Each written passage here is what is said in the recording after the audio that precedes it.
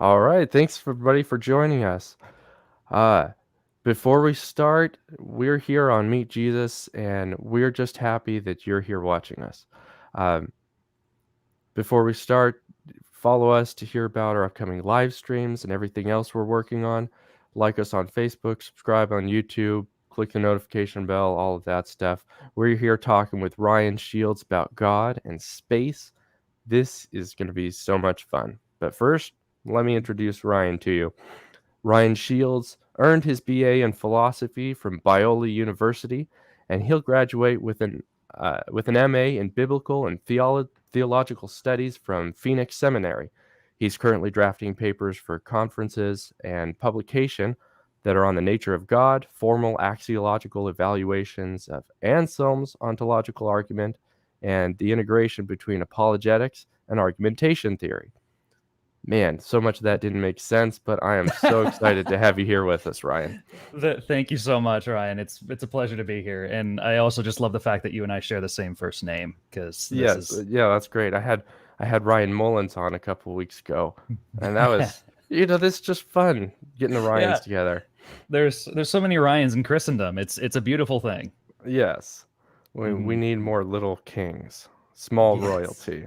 Yeah, yes. We will build our own empire. right. But then again, if everybody's royalty, who is? Yes, yes. All The right. tyranny bubbles underneath. Yeah. Well, thank you all for joining us live. For joining us, if you're joining us live. Oh, and we do have somebody here with us live. Thank you. Go ahead and Hey. ask your questions in the chat box. If you're watching later, leave them in comments below. We want to interact with you and hear you. So, Mhm, thank you for coming. Oh mhm, man, I'm excited about this. All right. So, God's relationship to space. All right. mhm, mhm. Here's the first question. Uh, what is space? Why is it important? Like, all right, what do we where do we even start with this? This sounds like just a weird thing for normal people to think about. I know, right? This is it's not exactly your typical coffee shop talk Yeah. or your Instagram hot goss. There's not much tea to spill here, but the as I was kind of pouring through some literature on it, I could think of it. I suppose it might be uh, a good to just get a motivation question out of the way first. Like, does space even matter to begin with? Like, does it like uh trying to go beyond like the physical aspect of space is like we're not talking about like outer space per se, like planets and stars and galaxies, though those sometimes are sort of part of what we're talking about.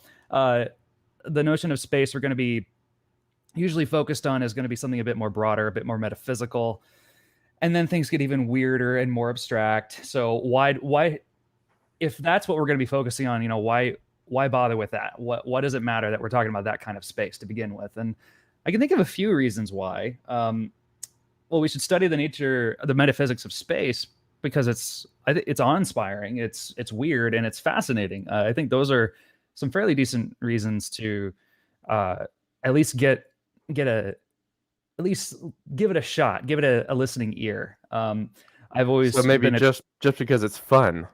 yeah, it's fun. It's Yeah. a I don't want to say it's new because thinking about space and God's relationship to space is it's been around for a while.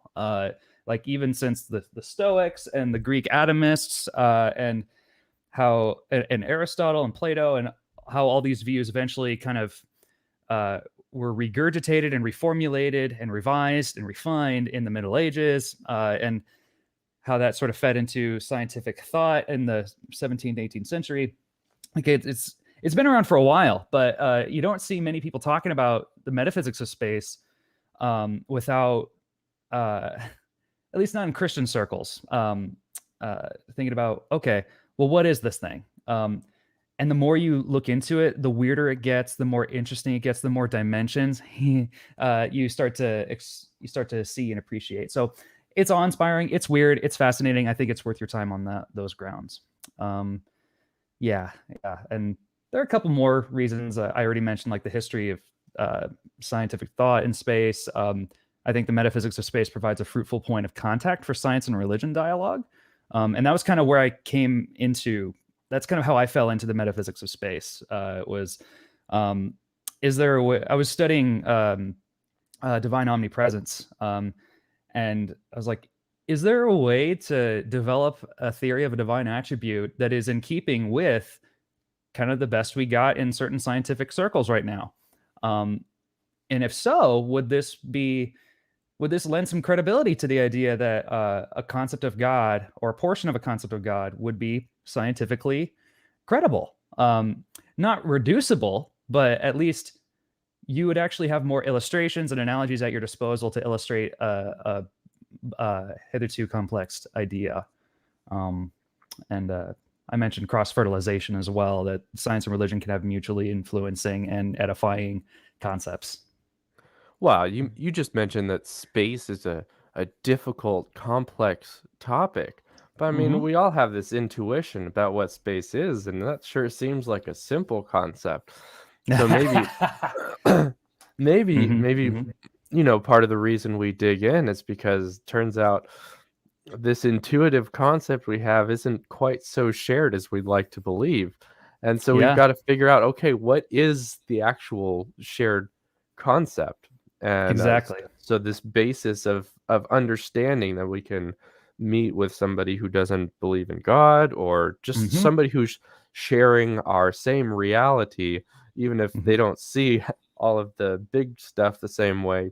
Maybe they Mm-hmm. see some foundational things the same way, if we figure out what they're talking about. Exactly. Yeah. And if we could probably summarize most of these reasons with just saying, if you care about truth, uh, and you are at least somewhat interested in there being truths about space, this will be worth your time.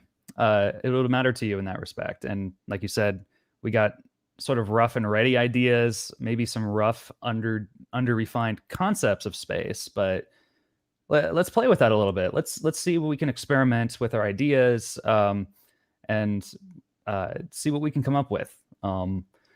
The Yeah, there are lots of interesting sub topics that could be addressed even in that alone. But yeah, uh, I had a third reason here. Would you like me to mention that, or did you want to Yeah, kind of? I was gonna give you a cue to go off of. Go for it. Oh, excellent, excellent. See, we're folks that we're doing it live. I love it. All right, yeah. The third main reason, and this one kind of hits closest to me, is we should study the metaphysics of space because scripture, doctrine, and creeds actually make use of spatial language and concepts. We don't usually think much of those when we're reciting like the Apostles on Nicene Creed, but we inevitably, when we recite these creeds, we're actually deploying prepositions and phrases that uh, have some idea of divine motion in them. Jesus came down from heaven to earth. He descended to the dead, and he rose again. So we get these Jesus is moving all over the place in these creeds, and we also make affirmations about God's power and what He's able to do, and we get to questions about what God the Father Almighty, creator of heaven and earth. Well, is space reducible to heaven and earth, or is that just a part of space, so to speak? Is there such a thing as a space of created reality and space of uncreated reality where God is? How can anything exist if it's not spatial? And can anything exist if it's neither in heaven nor earth? So these languages and concepts, they're all over the place in our religion. Well, I think that's helpful, and my prompt was gonna be something like, uh, we need to understand what we're each talking about now today, but then we also Mhm. have to inspect, okay, what are these spatial ideas and concepts Mhm. that people of the past were talking about, when they're Mhm. talking about stuff in the Bible or the creeds? How do we Mhm. figure out, precisely what are they assuming that we're gonna read in Mhm. what they Mhm. say? Uh, Yeah, yeah. That T.F. Torrance has some great chapters on the history of Nicene theology. Uh, Excuse me, as they're developing God's relationship to space and time. Excuse me. That uh, is if you have uh, the time and don't mind uh, wrestling with some really tough ideas for a bit. T.F. Torrance, Space, Time, and Incarnation. would be a great go-to text here, as he's wrestling with Stoic ideas of space as the void, and trying to wrestle with like, okay, is God just the void? But then how different is that from just saying God exists nowhere and is nothing and just doesn't exist? Yeah. So yeah, concerns of atheism are very, very prominent as Christians are thinking about God's relationship to space, I think and that how. makes, yeah, they're good questions too. And Mhm, sometimes mhm, sometimes it's too easy to just dismiss them, but sometimes these mhm. are really profound questions that are presented sometimes. All right. Yeah, yeah, All right. So, all right. I guess it's time to just figure out, okay, what is space? Maybe yeah. we won't have the answer, but we've got to Right. get some idea of what the question is. So can you help Yeah, us understand what the question is? yeah. I can give us some basic groundwork to yeah, some grounding from which to work. There are. I was going to include a fourth view of space, but I'll leave that alone for now. But three main views that are still popular today, it seems, are as follows. You got and the names are kind of varied. So one view that might sound similar that I might have told you was realism will go as substantivalism in another piece of literature. Same thing, roughly. But let me just give you some three views, and that'll kind of be our starting point of space. What is space? Space, according to realism, realism asserts that space exists as an entity in its own right with certain qualities. So space has properties. It's got, and typically the properties associated with space on realism are things like immutability, immateriality, indivisibility, sometimes simplicity. All these, I see you're tilting your head a bit because some of these might sound familiar. Because you typically might want to describe God as some of these things, and we'll get to that bit we'll get to that in a little bit. But this was a realism. The basic idea of realism is just that space exists as an entity in its own right. It's another thing. It's a substance of sorts. Although there are some debates about how exactly we should construe space as a substance. But as long as you got that idea that it's a thing with qualities, that's the basic idea of realism. And there are variations of these views, but the most popular that you're going to hear, especially for realism, is something called, like, you might call it the container view of space. Oh gosh. I have a container of little pins right here. Space is basically on container substantivalism or container realism. It's the thing that is sort of holding all these material objects within it. And if I were to take the stuff out, I would still have the container, and that container is space. There is such a thing as empty space on this view. So basic idea here, space and material objects are equally real, but they're distinct entities. The pins aren't the box aren't the pin, isn't the pins. Space contains material objects, kind of like a Tupperware contains leftovers, or like a chest contains toys. It can be empty, and it kind of constrains movement. So you notice that these pins can't, unless I were being super careless, they can't fly out of the box. They can only go so far and rattle around and make a sort of ASMR-like noise. So that's realism in a nutshell. Space exists as an entity in its own right with certain qualities. You can typically think of this view as something like as a container. Think of space like a container, like you would your leftovers from last night. Take the stuff out, you've still got space. It's just the container. And this is a view held by Isaac Newton. Graham Nerlich is a kind of modern defender of this view. Immanuel Kant held this view for some time, although he eventually changed his mind. I think, if I'm following his thought correctly, he's kind of hard to follow. And Aristotle kind of held a view like this, although I want to dispute a bit of it. Then you got Ptolemy and you got Samuel Clarke. Those are some names if you want to chase them down. So does that make sense, Ryan? Have I kind of lost you already? No, I think that makes some sense. I'm writing down some ideas that I think probably need to wait until after you've explained the other views. Okay. Yeah. So yeah, that's realism.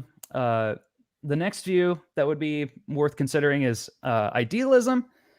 I'm not sure if this one goes by any other names, but idealism is basically the idea that space is just a fundamentally mental thing. It's space consists or is composed of mental states or subjective states of consciousness.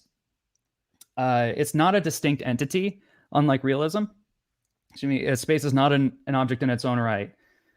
So idealism denies independent existence of space, assuming that space in itself can't be seen. You've never seen space. You've only seen appearance of space.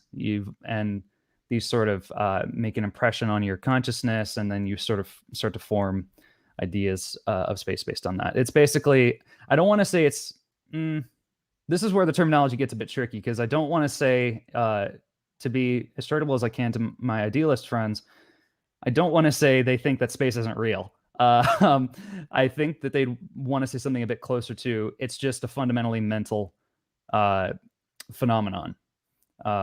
It's a bunch of, it's mental states, basically subjective state of consciousness on the part of the observer.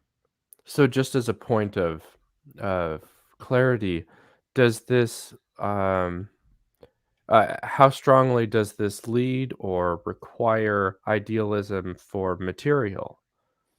Yeah, I'm gonna say it's pretty close. So if you think if you're an idealist about material phenomenon, and you think space is pretty darn close to material phenomenon, like near identical to it or reducible to it, then your views may carry over in that respect. You may. So that would make sense, but is the reverse true, where if you think space is space is an idealistic thing, that you'd want to apply that to the material as well, or might you be pretty interested in drawing a line between them? Yeah, that's a great question. I haven't chased this one down in sufficient depth, unfortunately, but I can give some Okay. names if folks want to try to chase them down. They'll interestingly enough, Jonathan Edwards, who used to be something like a realist, but then maybe later changed his mind. In his essay, The Mind, you'll see Edwards kind of developing an idea of, he's kind of going the other way, kind of like I mentioned before, of like, if you've got idealist leanings about matter, you might feed those over into space. That they're kind of mutually informing, but I don't want to, the order doesn't seem to matter for Edwards, at least. They kind of boil down to the basic same subjective state of consciousness. Space is like color and sound, and at the same level of ultimacy and reality. Okay. So Jonathan Edwards would be one guy. Berkeley would be, your typical idealist reference. And then Immanuel Kant, I believe, came to hold to an idealist view of space. And he's got some interesting experiments and arguments to sort of say why he prefers that way. But yeah, those are some names if you want to chase them down to see what comes first: idealism about space and then matter, or idealism about matter and then space, or do they just kind of, are they at the mutually informing level? Well, that's helpful. I'm not sure that I'm asking the right questions, but I'm trying here. No, All right. it's okay. It's okay. We're here learning together. All right. Do you have any more that you wanted to say on that one, or should we go? I think that's all I've got on that one. All right. So we've got the next view, next major view of space, which is probably what some might call as like the most scientifically credible view of space, is relationism. Sometimes this goes by the unfortunate name of relativism. You can imagine the connotations that might give. And names like concepts like general and special relativity don't always help with the associations we might give with relativism. So I just call it relationism, or sometimes relationalism. Again, the names are a bit sloppy and inconsistent. But relationism is basically that space basically is fundamentally a system or constitution of relations between material objects existing at the same time. So space isn't just the stuff in it, and it's not just our sort of mental ordering states of consciousness, our mental imposition of order on things. It's kind of both. This is sort of the both and view that we might call it. it's a system or constitution of relations between the material objects. So, and material objects here will include things like fields, events, so temporal events, and regions, or you might just call them places. That counts as a material object on this view. These relations compose and exhaust the totality of space. One consequence of this view is that, oh, well, once you take the stuff out, well, you don't have any space because you don't have anything to relate to each other. If you take the relations out, well, then like you're just kind of left with a bunch of disorganized stuff just kind of existing on their own. Like there's nothing unifying it per se. You sort of struggle to account for unity and cohesion when you take the relations out. So no stuff, no space, no relation. You're kind of left with a big mess in space. Some names to chase down if you're interested in this aspect of space would be Leibniz. I put a question mark on Leibniz because scholars fight over whether he really is a relationist, but most literature will take it for granted that he is. So you got Leibniz, Descartes, Luco J. Vandenbrom, and Reichenbach, Hans Reichenbach. Those would be some names that you'd want to chase down if you're interested. And there's a popular illustration for relationist views here. So you might the common example or illustration is Leibniz's family tree. I don't know if y'all have seen the movie Freaky Friday, or if you remember it. Have that in mind as I'm going through this example. So imagine a family tree consisting of a series of family relations. So you got your sons, you got your daughters, you got your mothers, you got your grandpappies and grandmammies. Now imagine everyone's souls leave their bodies, shuffle around, and get placed in new bodies. So here's the Freaky Friday situation. Mom, or the person who was mom, becomes someone's son, and son becomes a grandpappy. And so their identities fundamentally shift around. Their bodies stay the same. Their identities shift around.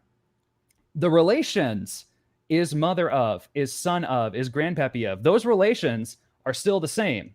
That doesn't change the structure of the genealogy. And Leibniz wants to say that this is how space works, roughly.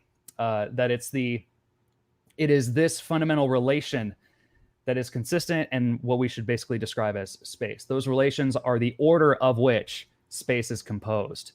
Space is kind of like a genealogy of ordering relations that is not solely dependent on the objects within it. You could shuffle stuff around and you'd still got the same space.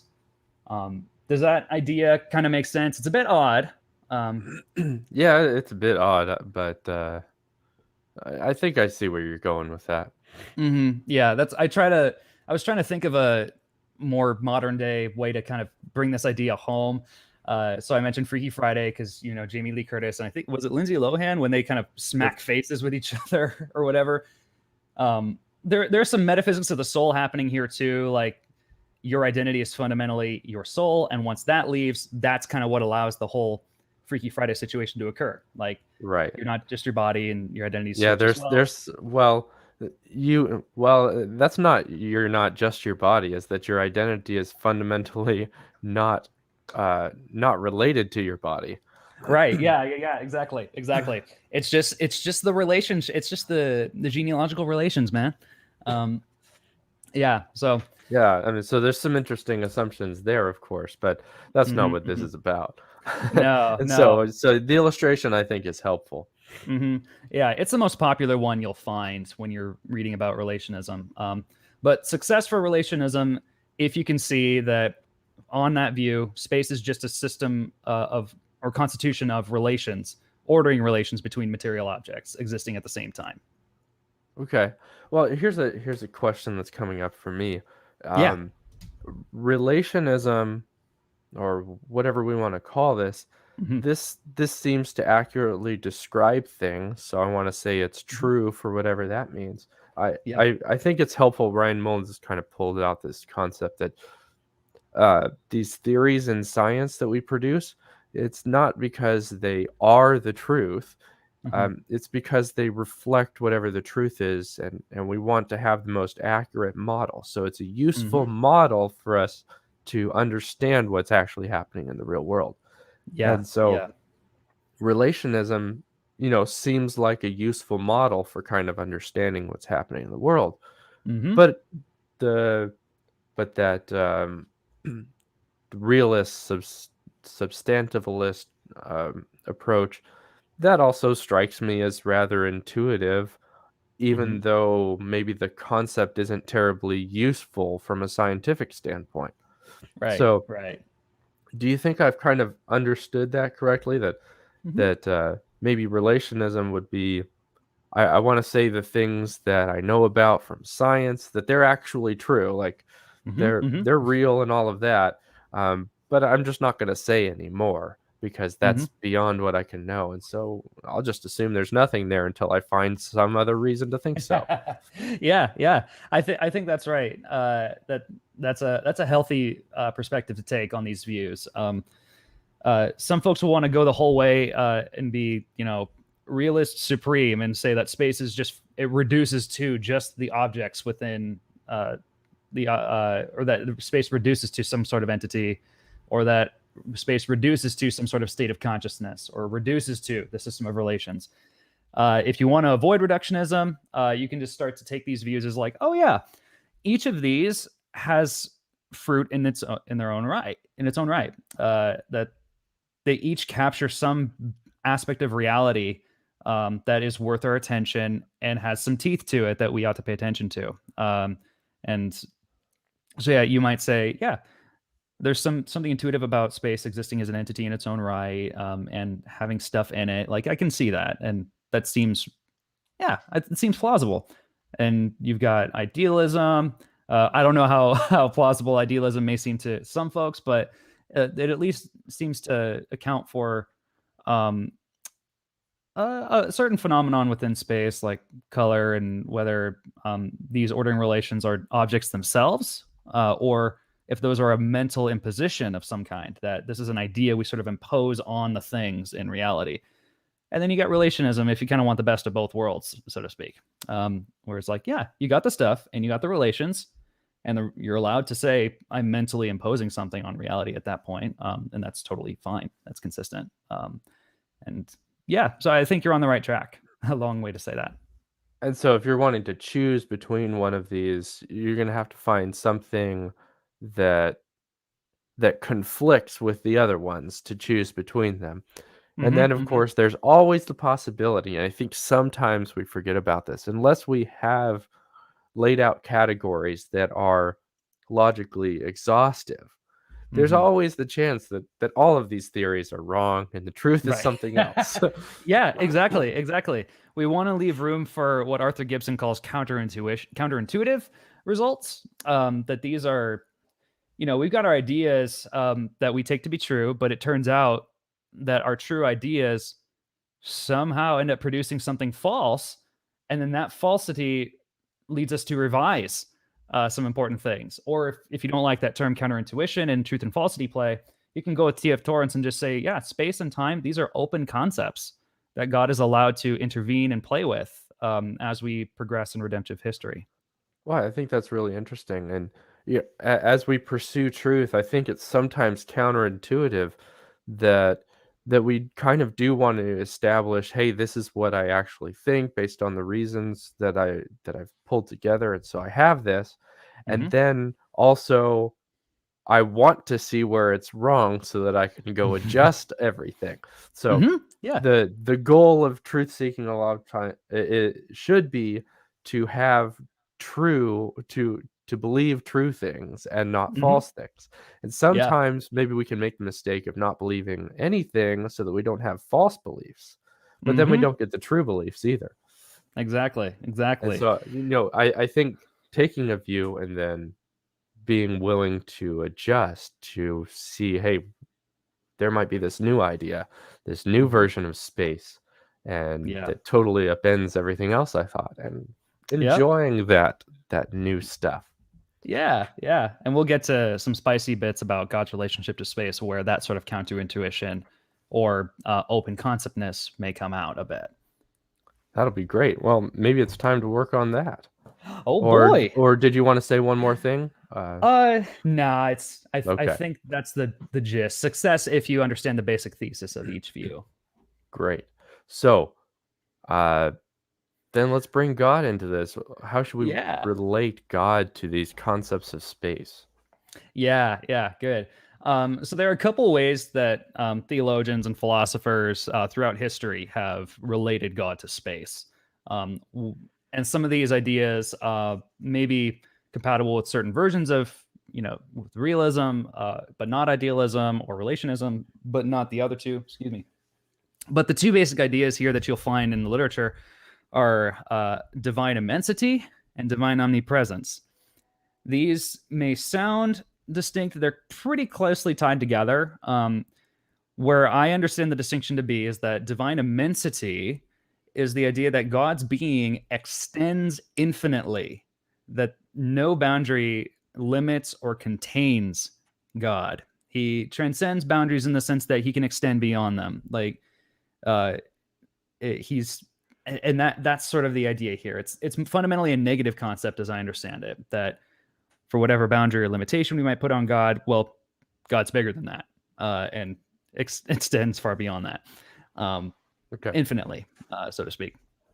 So that's immensity, popular in medieval and patristic era um, theological writings.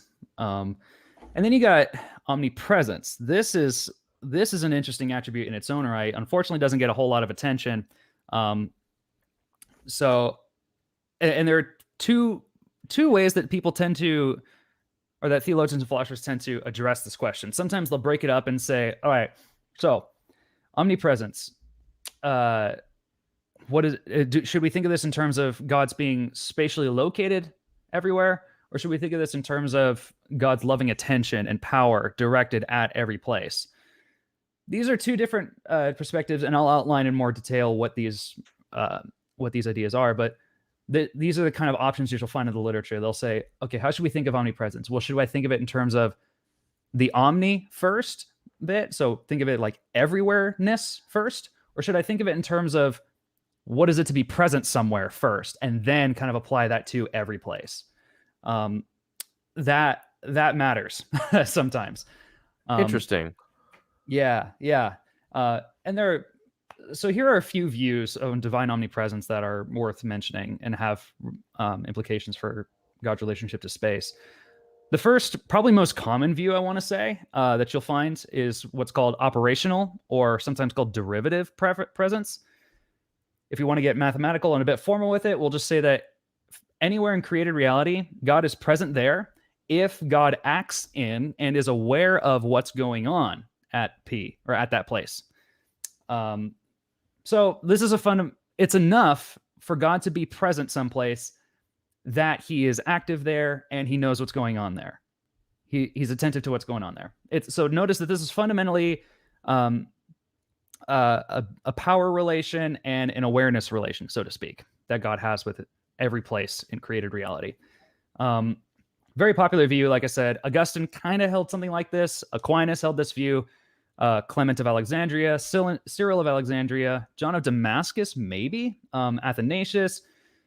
I don't want to say Anselm held this view. I put a question mark there just because he's weird on this. Bavinck and Hermann Kremer held this view as well. Now, here's an interesting distinction that I'm not sure whether it would be universally rejected or whether there might be some play in the joints here. Sure. For the operational, for these presences we're talking about, operational and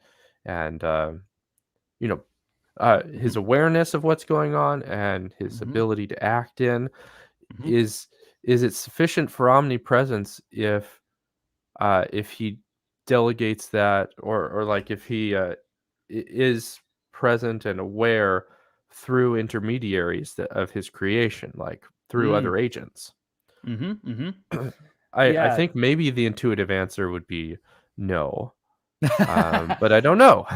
Yeah, I mean, you could go. Oh gosh, is his first name Arthur as well?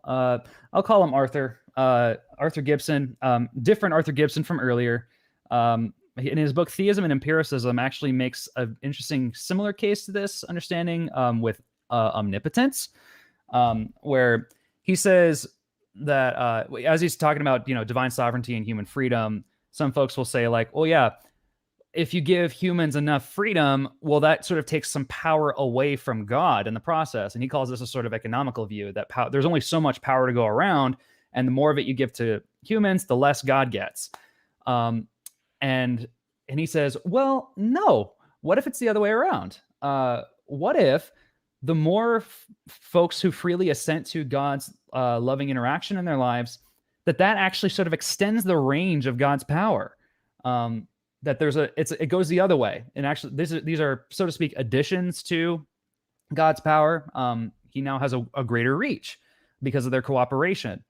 And you might, by way of analogy, say, well, maybe omnipresence is a similar phenomenon, and say that there's some sort of extendedness going on there along similar lines, although that might take a bit of work to develop.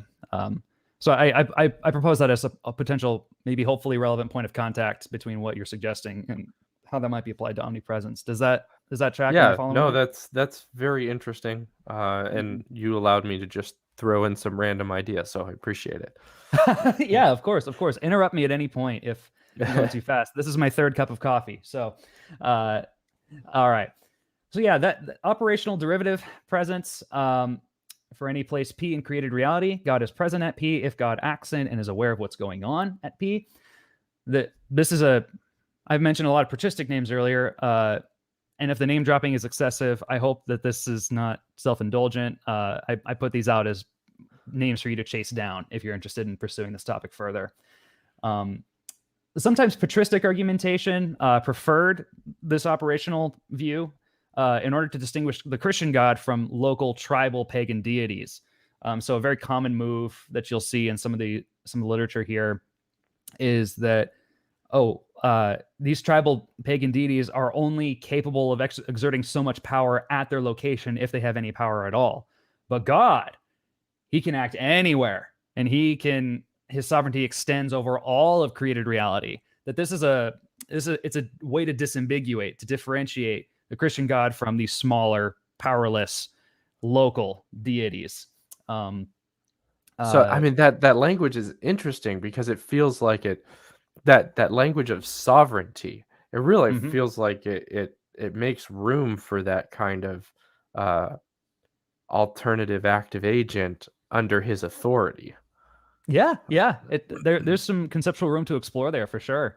Especially if you take sovereignty to be more of a sort of legitimizing relation that God shares with his creatures and the rest of creation. Yeah. All right, I got to let you get through this point. Come on. No worries. So, also just for reference in the literature, this view of omnipresence also helps to solve certain questions about divine motion. So we already mentioned, I call it divine motion. You might not like that language of motion, but that's kind of how the questions come out. When Augustine is answering questions about the Incarnation and the virgin birth, the question is usually like, well, okay, when Jesus like came down from heaven and entered Mary's womb, did he like leave a place unoccupied in heaven? Is there an empty throne there now that he no longer occupies as he took up residence in there? And Augustine's like, well, Augustine's not Kermit the Frog. Augustine he's like, well, no, but yes, maybe no. He starts to develop this idea of presence as like attentiveness and awareness, kind of like you and I can be sitting in our room, like physically located in our room, but suppose you hear like one of your kiddos crying in the other room. Your attentiveness is now drawn that direction. And you are in that room by dint of your awareness of what's going on. And so he tries to develop this account of presence extending beyond bodily location. And then says like, this is maybe one way we can preserve, Jesus is God, God is omnipresent. So Jesus didn't leave any place unoccupied because of his attentiveness and awareness and activity of constantly holding the universe in existence. So this is a rich view. It's common. It's very and it's got a lot to it. I have a couple critiques of it as a theory of omnipresence. Not because I think it's false, but because I think by itself it's insufficient. I think this operational view of omnipresence, it seems reducible to two other attributes that God already has: omnipotence and omniscience. There seems to be nothing distinctive about omnipresence other than that it just combines these. Sometimes I call this like a conjunctive view of divine presence, because it's like it's just omnipotence plus omniscience. It's power plus awareness. Or you might call it disjunctive, that either God is powerful or he's aware. But there's nothing really distinctive beyond that, other than like this is just where God is directing this stuff, this power and attention. So to describe omnipresence in purely operational terms, just it seems superfluous. Like, why do we need another attribute to get at this aspect of God? And so it kind of reduces to a way of talking about God rather than being an interesting point of fact about God. Exactly. Yeah. And there are other concerns, like it might make it possibly makes omnipresence an essential attribute of God, which some may take issue with. That God actually needs to be omnipresent in order to be God in the first place.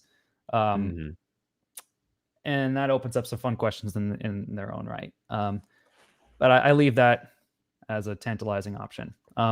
Very interesting. Yeah. This is a powerful one. It's rich. So the next view, which you don't find many places, but I think it's at least helpful to distinguish. I call it locative presence, or locative presence, if you prefer. For any place P in created reality, God is present at P if God is spatially located at P. He's just there. An example would be something like, our bodies are taking up a certain place in space right now. You are sitting in your chair. I'm sitting in my chair, in my pajamas. I'm keeping no secrets. The problem with this one is that I really do think there's something more to presence than just being there. Like, so you might think of an anesthetized patient on the operating table in the operating room. She's there, but she's not there all the way. She's anesthetized. She's got no conceptual awareness or power to act on what's going on. This is an illustration that's come up. I don't know how to pronounce her last name, Dyke. But this is a common example of, you're at that location, but you may not be fully there. If you've ever seen videos of folks getting their wisdom teeth taken out, and they're just kind of coming out of that, they're still loopy. They're not quite there. That's a spatial locative term with, awareness connotations. They're not fully back to reality just yet. And then my only critique here would just be that, well, God is active and is attentive to creation at particular locations. He's not a pagan deity who's inert and idle. He's not some, Molech or Baal confined to these particular places and just kind of happening to be there. He's actually doing stuff and knows what's going on at places. So locative presence by itself seems insufficient to me. All right. Well, this is really interesting, because I feel like you're talking out of two sides of your mouth here. The previous one, you said that it just boils down to omniscience and omnipotence.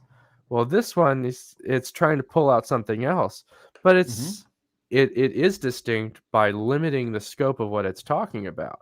Yeah. And you're saying, well, I don't like this because it's limiting the scope of what it's talking about. I'd also need omniscience in order to really be located. So it's like you can't decide which way you prefer.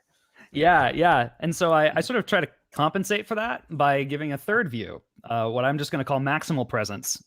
I take God to be a maximally great being, and if he's present anywhere, he's present there maximally, roughly speaking. But I take this just to mean that for any place P in created reality, God is present at P only if God is spatially located at P and God acts in and is aware of what's going on at P. So I put them together and I make locatedness and power and awareness necessary conditions for God's being present someplace. So I put them two together. By the other two by themselves, I'm like, nah, I think we can do better. And I kind of I don't know if I'm cheating a little bit, but I put them together and just say, like, maximal presence.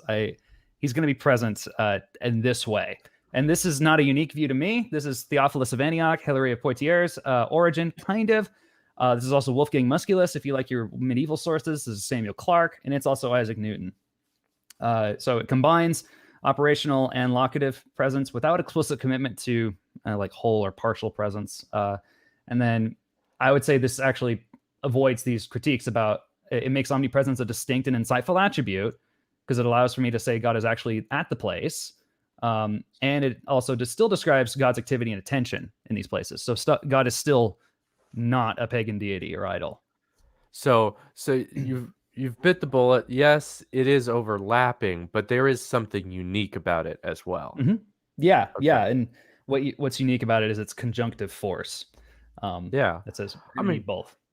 I guess my intuition is that I would prefer concepts that are orthogonal to each other, like that can be considered as kind of a separate axis. Maybe they're required for application to a particular entity, but the concept itself doesn't require other things in order to get its bootstrap concept going. Yeah, possibly. I think there's conceptual room to explore there. And I'm not sure if we have sufficient time to explore it in great depth. But I do think you're onto something. I think you're onto something there. Okay. Well, I think that the approach that you've taken is also a very interesting one. So I'm curious where your thought goes on this after you give that some more attention. Yeah.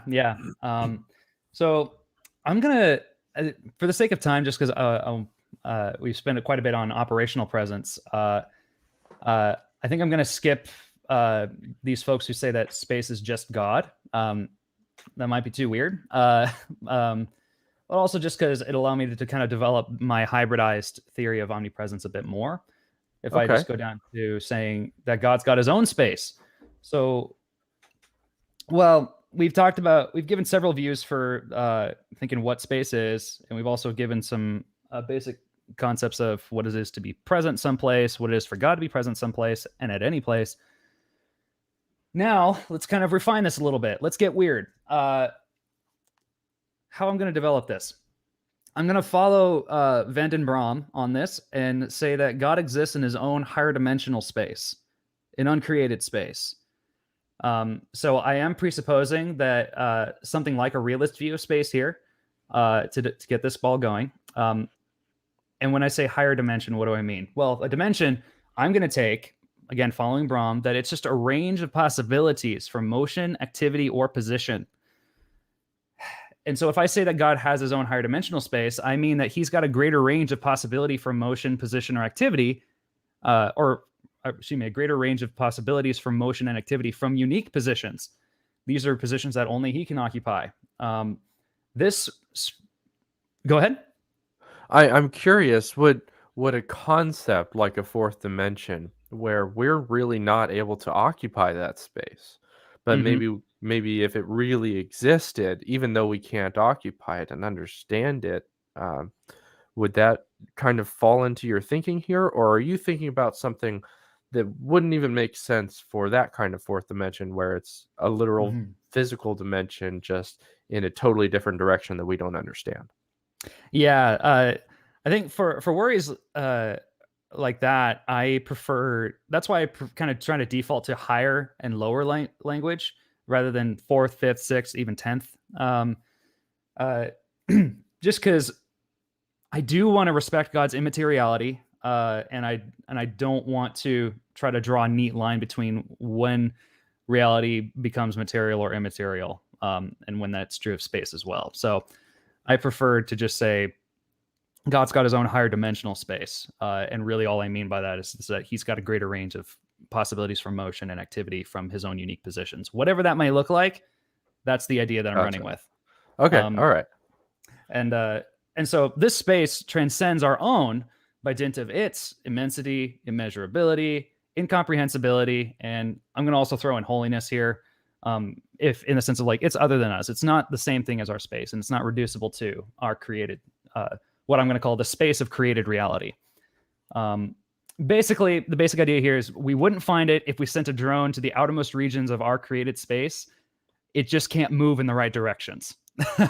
That would be the problem here. So transcendence is secured, thankfully, and also immensity and greatness and all that. However, God can exist in and permeate our space, and I think he does do this because he can act and move in more greater ways than we can in our own space. He's already in any place to act. And I want to say this is compatible with at least either realism or something like relationism. So he's already here. He's present here. He's spatially located at any place in our created reality. And he's there so he can act there and move in more greater ways than we can. Yeah. I see you're looking off. It's like, all right. Is this too weird? Well, I'm trying to figure out if I'm asking too weird of a question. So there's this, I'm kind of envisioning it like a fourth dimension, but I'm recognizing you're drawing some other distinctions. You don't want to just make it that. So it would have to be a fourth dimension that it's just a higher dimension. Maybe, I'm not trying to put, let's not put a number on it, but it's this dimension that only God can access, right? Special to him. In that dimension is God everywhere there as well. Or maybe he can be located in some places but not others, but then he is extending into the physical dimensions that we know it however he decides. I don't know. I'm not sure how interesting a question that actually is. No, it's quite interesting. I think that, again, I'm kind of might be cheating a little bit with this higher lower language, but the vagueness of it kind of allows me, I think, to kind of say, no, yeah, it's a higher enough kind of dimension that God occupies where he does fill all the space he needs to. And so he's omnipresent still because he occupies any place in his own uncreated space, and as well as ours. And I think this is at least part of how we might understand what it means that in God we live and move and have our being. In our own created reality is sort of, I don't want to say part of his space because I don't want to, make this a Mariological part whole idea. And I want to avoid saying that the world is God's body. I don't want to be a panentheist in that respect. I do want to say though that God made space for us in his own uncreated space, to borrow Origen's concept. Okay. All right. Yeah. That sounds like an interesting idea. I like it. Yeah. And so, that's kind of the gist of omnipresence theories and where I prefer to go. I prefer this higher dimensional view. And if you like, we do have some potential questions that could be asked, but I want to leave it up to you if you want to jump down to the so what of it all, because we've kind of gone a bit over the place. Yeah, maybe we need to go to the so what of it all to make sure we get in here get to it before we need to end. Yeah, absolutely. So I've been enjoying the conversation so much that time flies, right? I'm grateful. This is fun for me, and I hope that everyone else is enjoying this too. I should note this.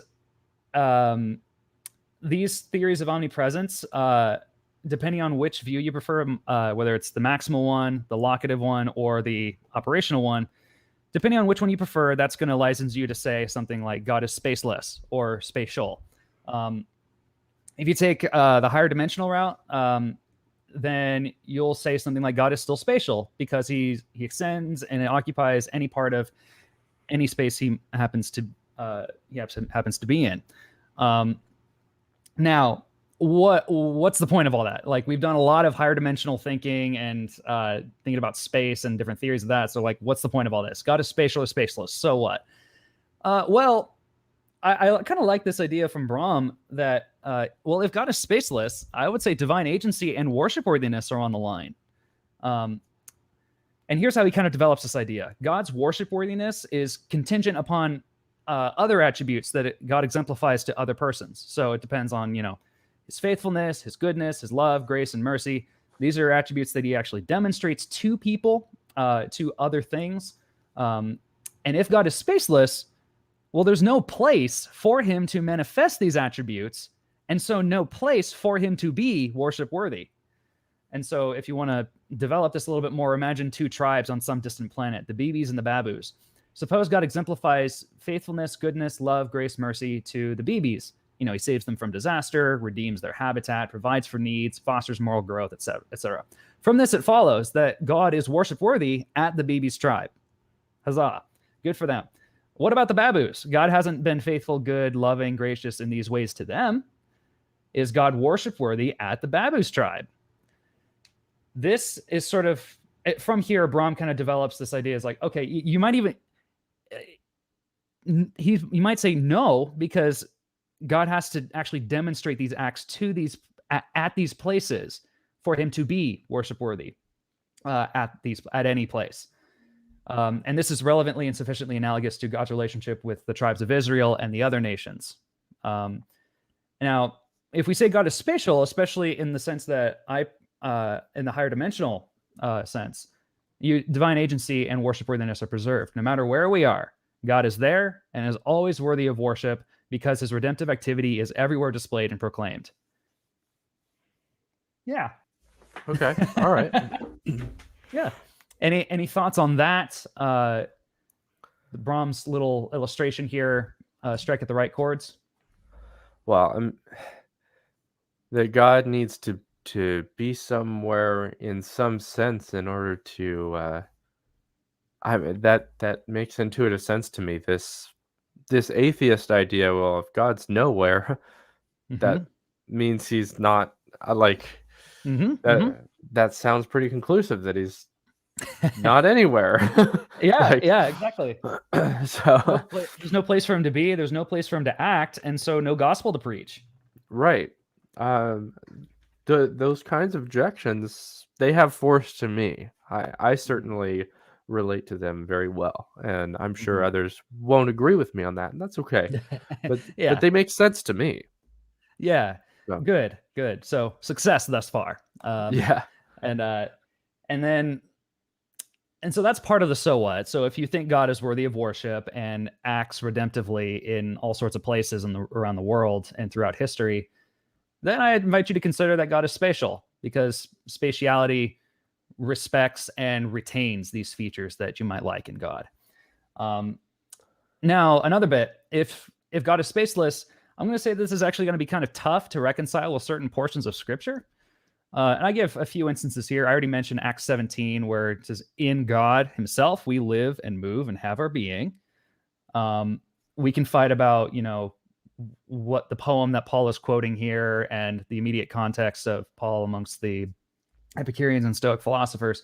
But I leave that phrase for consideration. There are other bits here. The argument would be something like, it's because of God's power, it's because of God's action that we have our being, right?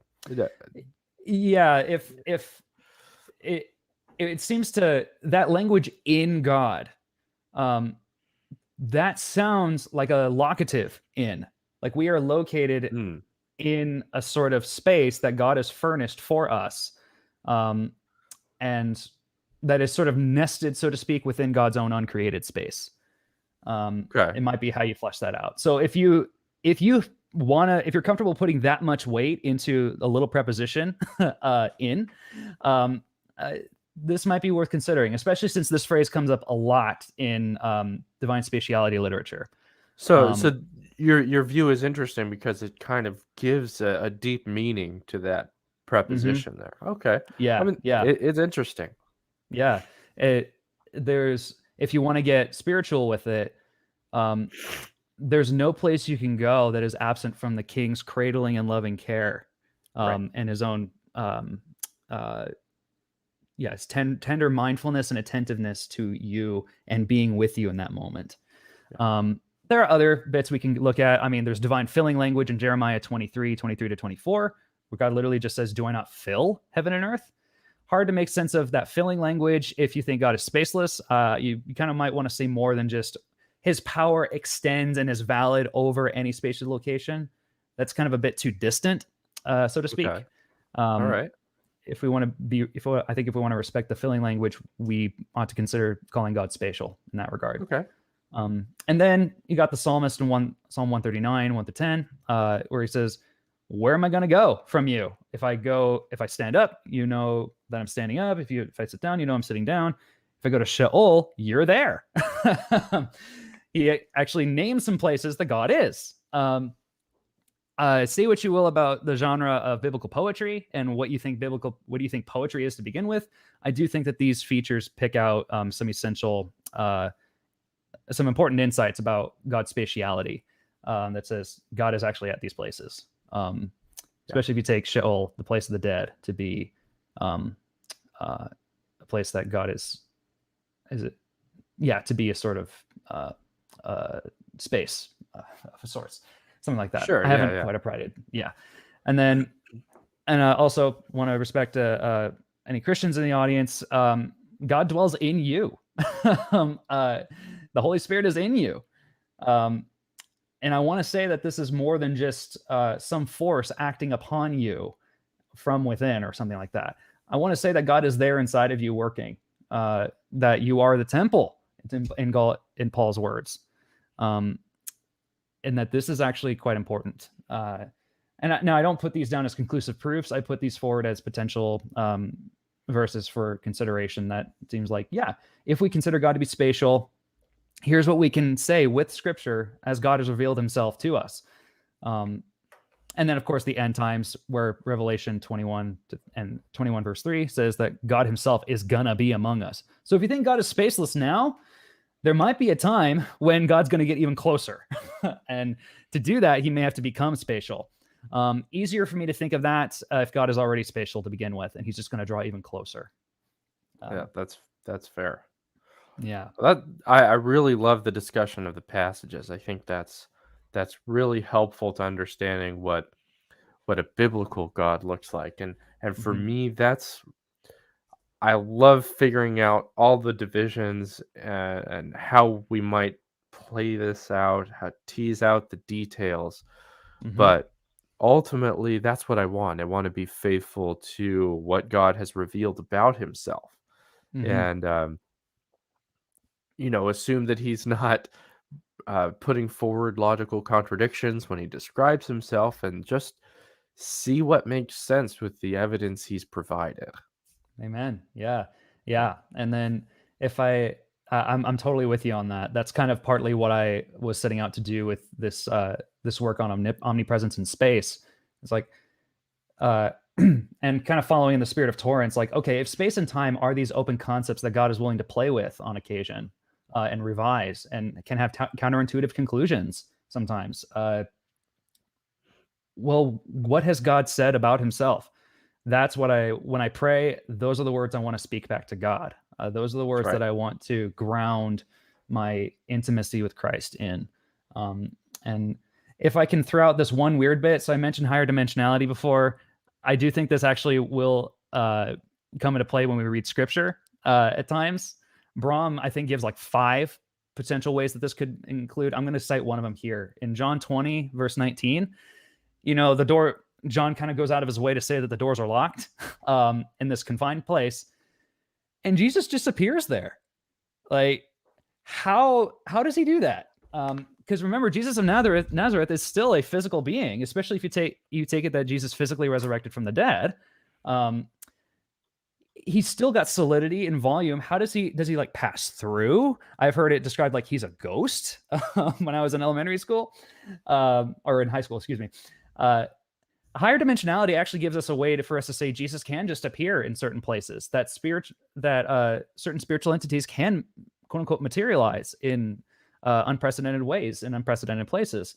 Because in higher dimensional space, as you recall, they are capable they have a greater range for motion and activity from unique vantage points. If you took a square and lifted it up out of its 2D plane and flipped it around and put it back, all that the square could comprehend in that moment, it wouldn't be able to comprehend the flipping moment. It would just go from one direction straight to the other. I want to say that we might use this model as saying, like, yeah, Jesus, maybe through the Father or through the Spirit, I don't know, can literally, quote unquote, flip into new locations through a higher dimensional axis. It's just a quick sort of dimensional travel. And that's how he can just appear in places. That's one way to think of how he got there to begin with. Is that going to make a big difference in your hermeneutics? Probably not. Yeah. You might be the weird one in the Bible study who is like, but like, oh, aliens. But I do put this forward as a potentially fruitful way to think about, this is a weird phenomenon in Scripture, but it's still part of Scripture, and I want to take it seriously as such. And I think this view of omnipresence and this view of divine spatiality that I've tried to articulate actually allows us to do something with it, instead of treated it as like, oh, that's a weird one-off. Yeah. Oh, that's great. All right. So then you've got one more point here. I think that's a really good one. Let's make sure to get there. Oh, yes. Is this point about cosmological arguments? That's the one, yes. All right. Yeah. So any fans out there of William Lane Craig? I grew up on William Lane Craig. He was my drug in high school. Catapulted me into Christian apologetics. So you might be familiar with his Kalam cosmological argument. And for reference, here's how it goes. Everything that begins to exist has a cause for its existence. That's premise 1. Premise 2, the universe began to exist. Conclusion, therefore, the universe has a cause for its existence. And then in typical William Lane Craig inflection, you might say, by conceptual analysis, Craig infers that the universe's creator is timeless, spaceless, immaterial, immensely powerful, personal, etc. I want to say, as awesome as that is, I want to say that the validity of Craig's analysis rests on whether God is spaceless sans creation, whether God is spaceless without creation. If space is part of the basic fabric of reality, kind of like I assumed with my higher dimensional view of space, and that space is not synonymous or isomorphic with the created physical universe, so space isn't just matter, and that space exists only because God exists, then Craig's conceptual analysis should be amended or qualified at least. That says God is spaceless with respect to the space of created reality. But then I don't quite like that either, because again, spaceless is a bit misleading. I just say it's simple. God is not spaceless. He's spatial. And so I take it that when Craig is talking about spacelessness here, he does have in mind the physical universe. He doesn't have a sort of deep metaphysical theory of space. And that's totally fine. But I want to say that we be a bit more careful here and refine what we mean by spaceless in Craig's conceptual analysis. Yeah, and I think this is very similar to the way that he definitely talks about time in his view, because he doesn't believe that God is timeless. Right. Rather, the way you've precisely stated it here, he is timeless sans creation, right? Yeah. When is not the right word, but when God hadn't created time, there was no time, and so he wasn't in time because it didn't exist, right? Exactly. And I think Ryan Mullins has given some good reason to think that's kind of a difficult view to square. But you can also think of maybe our perception of time and our perception of space as something that he created, and so God is beyond those our perceptions of time and our perception of space. The things we think about as time and space. Yes. Yeah. And then you start to get into these like you get into some very interesting metaphysical situations if you press that timelessness and spacelessness far enough that you say, okay, but like spaceless before creation or without creation, it's like, well, is space just synonymous with creation? or are there uncreated spaces? And namely, does God get his own uncreated higher dimensional space? It's like, well, if he does, then he's not spaceless. And so maybe with respect to the physical universe, God is spaceless in the sense that he's not reducible to or isomorphic or synonymous with it, but that doesn't mean that he is spaceless per se. Yeah. That's just super duper interesting, and I like your simplification.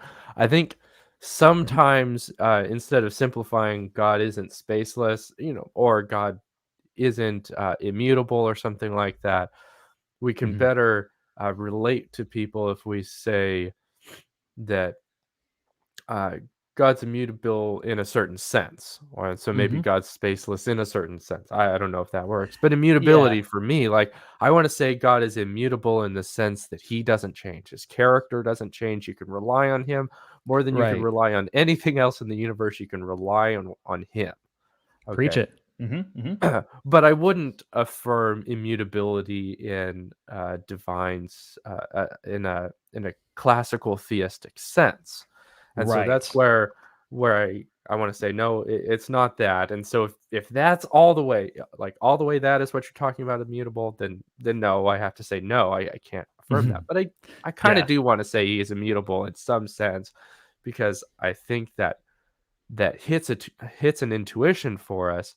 And if we can meet that intuition in a reasonable way, that's a good way to relate to each other. Exactly. And I couldn't have said it better myself. Amen. And I mean, you mentioned immutability. I also mentioned T.F. Torrance earlier, but he actually says that when the Incarnation sort of revamped our understanding of how God relates to space and time, that this also has complications for how we understand immutability and impassibility. We've got a God who's willing to enter into our kind of reality in such a way that that stricter form of immutability that God changes in no respect whatsoever, especially relative to anything. It says, well, God, if God is spatial in this, especially if we take the Incarnation into account, no, there's we're kind of, I don't want to say we're stuck with it, but we do sort of seem to lose that that harder version of immutability that says God changes in no respect whatsoever. We get more of a deep affirmation of his faithfulness and commitment to creation relative to his purposes and goals for it. And we can always be trusted there. That's beautiful. That'll preach. Man, I can. Wow, man, there's so much here. This has been absolutely fascinating. And this last part where we got past the definitions and the basic ideas and really got into, okay, the Bible, what is this? How does this meet us with how we actually view him? Oh man, it's just really good stuff. Thank you so much for joining us. And what do you want to say as we kind of wrap up? Yeah, as I hope you've enjoyed this discussion. This is a topic that is really personal to me, just because I like thinking about God, and I hope that you've enjoyed thinking about God with us. And if I've thrown out a lot of names, if I can just sum up maybe 3 that I think are worth your time for chasing down, especially if you're new to this literature, specifically for God in space, I'd say check out Edward Wieringa's Omnipresence article in the Stanford Encyclopedia of Philosophy. That'll be definitely worth your time. Wieringa's an incredible philosopher who's written really impressive things on divine attributes, especially omnipresence. I also highly recommend Samuel Clarke's book, A Demonstration of the Being and Attributes of God. If you can get the Cambridge one that has other writings in it, I think that one will especially be worth your time, because you'll get to witness letter exchanges between Clarke and Joseph Butler, who is an Anglican priest, champion in natural theology. But you actually get to witness Clarke slowly convince Butler that the self-existent substance, God, is spatial. You'll get to watch that interaction play out, sort of, as you read the letters. And if you're super nerdy, I'd say check out T.F. Torrance's Space-Time and Incarnation. It'll take you through the history of Nicene theology and how the creeds reconciled ancient theories of space, including the realism substantival view and the relational view, and what the Incarnation has to do with all that. Does God's relationship to space change any of that? And yeah, I hope you come away thinking that this is how great is our God, that we can think about how wild is this, how weird and fantastic that God has made this a piece of reality that we can study about Him, and a piece of creation to enjoy. I hope it has been a comfort for you, especially if you're a believer, that God has made space in you to take up residence within you, especially you entertain and are hosting special presence within you. The Holy Spirit dwells within you, sanctifying you. And then if you're a non-believer who's not yet met Jesus, there's a place for you in Him He'd love to make for you. And Jesus is that place. In Him, the fullness of divinity dwells. T.F. Torrance says that Jesus would be happy to meet you at the cross. So if you meet Jesus anywhere, I hope you caught a glimpse of Him here. And I think that's all that I've got, unless you've got any other parting words. Well, I do have a few parting words, but we're at the end, and I've got to make sure that you get all the plugs in you can. I totally should have made sure that happened right at the beginning, but I just couldn't wait for the conversation, man. All right. No worries. So, no worries. where do they find you? What are you doing? And why are you awesome? Well, any trace of awesomeness I owe to God. Yeah, you can find me. I have a casual talk show that I do with some friends on twitch.tv/oneupds. That's it's super casual. We don't talk usually philosophy much. It's just folks from around the world, kind of a quarantine project where that was kind of started to help us make connections with each other. We got folks from someone from China, we got someone from Illinois and Texas, and we just talk life. We talk nerd stuff. If you like Power Rangers, Teenage Mutant Ninja Turtles, and cheesy movies, and music and games and fun, come join us. We'd love to have you. It's coast to coast. OneUpDS, twitch.tv/OneUpDS. You can also find me on Instagram, at manalive1874. Yeah, you can also find me on Facebook. I'm Ryan Shields. That's it. I'd be happy to meet with you, connect with you if you've got questions on this stuff. I love talking with people about God and what God's relationship to the world with you. I'd love to make space for us to talk about these things. Man, thank you so much. This has really just been awesome, and I've got new thoughts that I'm going to have to process. This is really cool. Thank you so much. Praise God. Praise God. Thank you, Ryan. It's been a pleasure. And thank you, everybody, for joining this, whether it's been live or coming down a little later. We appreciate it. Let me know that you enjoyed it. Let me know your questions. We can help each other think. And I think that's really, really valuable. Amen. Thank you for joining us. I'm Ryan Hebert, of course. And more than anything, I want you to meet Jesus. Thank you.